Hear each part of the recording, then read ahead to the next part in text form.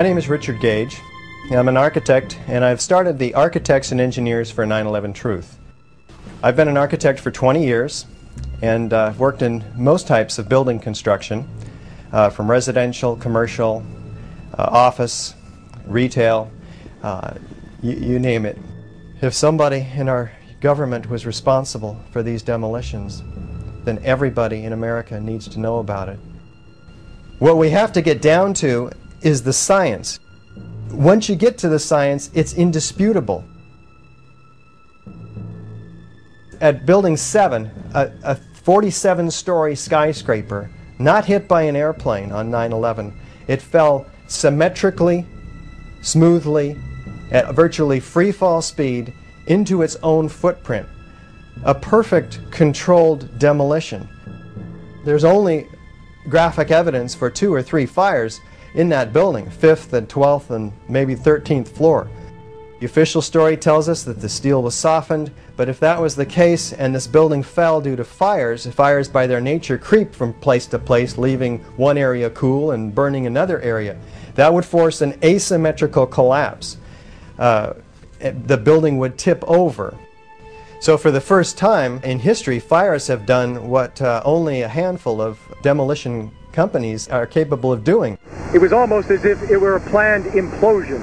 It just pancaked. Well, just before 5:30 this afternoon, it too crumbled, pancaking almost like a precision implosion. The firemen had pulled out all of their resources from the building early in the afternoon, and they're looking at each other wondering why they're not fighting the fire. And there's some people who are telling them the building's going to come down.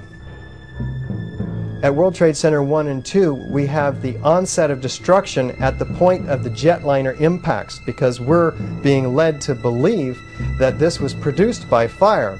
So what we have, instead of a classical controlled demolition of an implosion, we have an explosion, where beams and columns are dismembered from each other. These are welded moment frame connections in the core structure of the World Trade Center 1 and 2. 2 towers, a huge explosion now raining debris on all of us.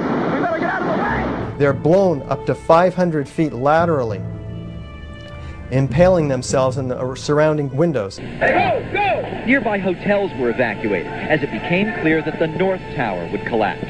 And within minutes, there was another huge blast. Oh my God, there it goes!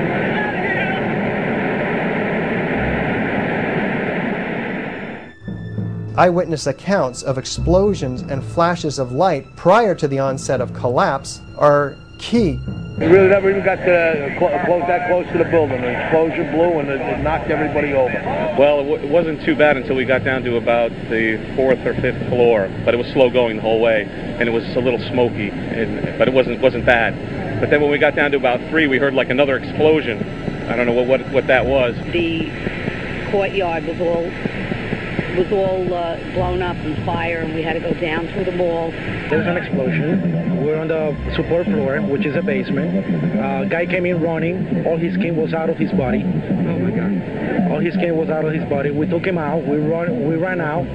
We heard a lot of rumbling. I went back in. There was a lot of smoke. We went up like the stairs with the Port Authority police to start rescuing people. A lot of people were coming out, but there was a lot of people that stayed there. We brought a lot of people on wheelchairs and a lot of people on gurneys, all people that couldn't make it.